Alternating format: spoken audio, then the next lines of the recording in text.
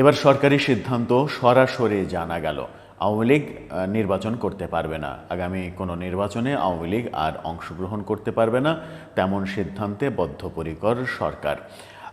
এটা নিয়ে নানা রকমের তালবাহানার ব্যাপার দেখেছি। এর আগে সরকার অন্যরকম কথা বললেও এখন নিবন্ধন বাতিল যেহেতু হয়েছে, সেহেতু সরকার তার স্পষ্ট অবস্থান জানিয়ে দিল। প্রধান উপদেষ্টা নির্বাচন প্রসঙ্গে কথা বললেন দ্য ইকোনমিস্টের সঙ্গে, সেখানে আওয়ামী লীগের প্রসঙ্গেও তিনি কথা বললেন। নির্বাচন প্রসঙ্গে তার কথার হেরফের হলো কিনা, তিনি একটু নতুন কিছু বললেন কিনা, সেই আলোচনা করার চেষ্টা করব এই ভিডিওতে।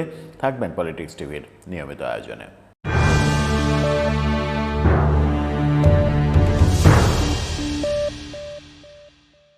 দর্শক, পলিটিক্স টিভির নিয়মিত ভিডিওগুলো স্পন্সর করছে প্রজাপতি.টিভি, নতুন ওটিটি প্ল্যাটফর্ম। আপনারা চাইলে ইউটিউবে, ফেসবুকে, ইনস্টাগ্রামে, টিকটকে দেখে নিতে পারেন। ডেসক্রিপশন বক্সে লিঙ্ক দেওয়া থাকবে, সেখান থেকেও আপনারা দেখে নিতে পারেন প্রজাপতির কার্যক্রম। বলছিলাম প্রধান উপদেষ্টার কথা। দ্য ইকোনমিস্টের সঙ্গে সাক্ষাৎকার দিয়েছেন তিনি গতকালকে, এবং সেই সাক্ষাৎকারে স্পষ্ট করে বলেছেন আওয়ামী লীগ আগামী নির্বাচনে অংশগ্রহণ করতে পারবে না।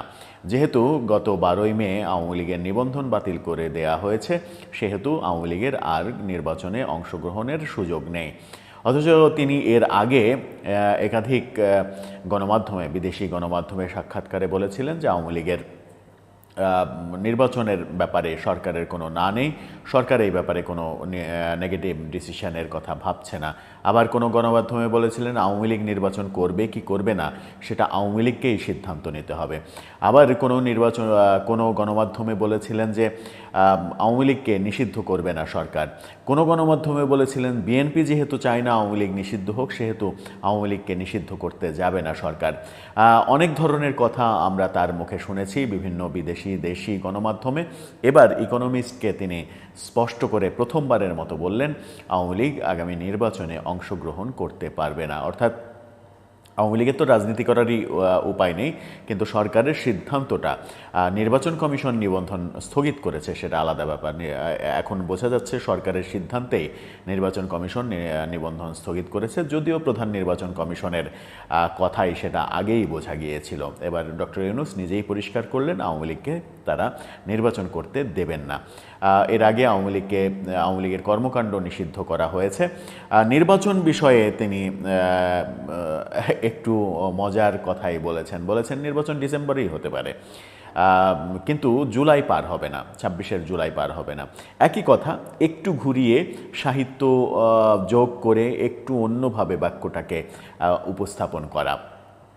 সাম্প্রতিক সময়ে নির্বাচনের দাবি যখন উঠেছে এবং বিএনপির তারুণ্যের সমাবেশ থেকে গতকালকে যখন হুঁশিয়ারি দেওয়া হয়েছে যে যদি নির্বাচনের ঘোষণা দেয়া না হয়, ডিসেম্বরে তারিখ ঘোষণা না করা হয়, তাহলে যমুনায় লক্ষ মানুষের যমুনার মার্চ ফর যমুনা অনুষ্ঠিত হবে, অর্থাৎ যমুনার দিকে চলে যাবে লক্ষ মানুষ, তখন সরকারের আর কোনো গত্যন্তর থাকবে না।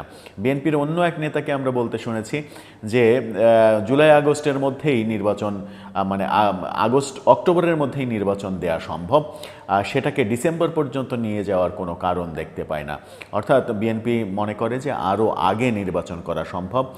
সেখানে ডক্টর ইউনূস আবারও ইকোনমিস্টে বললেন যে ডিসেম্বরে নির্বাচন হতে পারে, তবে জুনের পরে নয়। একই কথার একটু অন্যরকম উপস্থাপন আমরা দেখলাম। এই উপস্থাপনে নতুন কিছু যদি আপনি খুঁজে পান তাহলে সেটা আপনার ক্রেডিট, তবে আমরা এখান থেকে নতুন কিছু খুঁজে পাই না। একই কথা মূলত একটু ঘুরিয়ে অন্যভাবে বলার চেষ্টা করেছেন, নিজের ঢঙে বলার চেষ্টা করেছেন। তবে কথাতে আমার মনে হয়েছে যে সরকারের যে নির্বাচন ডিলে করার যে সুরটা মনে হচ্ছিল, সরকারের বিরুদ্ধে নানাজন অভিযোগ করার চেষ্টা করছিলেন যে সরকার নানা ধরনের পিআর করছে সরকারের পক্ষে, যে সরকার যেন আরও 5 বছর ক্ষমতায় থাকে। সেই ব্যাপারে একটু ভাটা পড়েছে কিনা সেটা ভাবলেও ভাবা যেতে পারে। তবে তিনি নির্বাচনের ব্যাপারে যখন কথা বললেন তখন বিএনপির অবস্থান খুবই কঠোর অবস্থান। সেই কঠোর অবস্থানের প্রেক্ষাপটে নির্বাচন 26 জুন পর্যন্ত নিয়ে যেতে পারবেন কিনা সেটা যথেষ্ট সন্দেহ রয়েছে। যদি বিএনপি তাদের কথা এবং কাজে ঠিকঠাক মতো সামনে এগোতে পারে। সেটা পারবে কি পারবে না সেটা তাদের রাজনীতির ব্যাপার। তবে প্রধান উপদেষ্টার কথাই দুটো ব্যাপার স্পষ্ট হলো যে নির্বাচন তিনি ডিলে করতে চান না।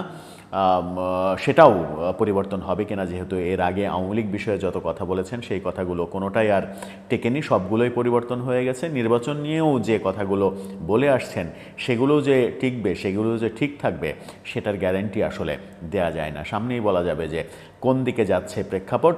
তবে রাজনৈতিক দলগুলো যদি প্রেশার ক্রিয়েট করে তাহলে হয়তো নির্বাচন সরকার দ্রুতই দিতে বাধ্য হবে। আর রাজনৈতিক দলগুলোর যদি প্রেশার ক্রিয়েটে বরফের ছোঁয়া থাকে, শীতলতা থাকে, তাহলে আসলে কিছুই হবে না। এই সরকার সংস্কার, পরিপূর্ণ সংস্কার, সেই পরিপূর্ণ সংস্কার এবং বিচার, আওয়ামী লীগের বিচার করতে যদি 5 বছর 10 বছর সময় লাগে ততদিনই তারা সারভাইভ করতে চায়। দর্শক, আপনার কি মনে হয় কোন দিকে যাচ্ছে প্রেক্ষাপট?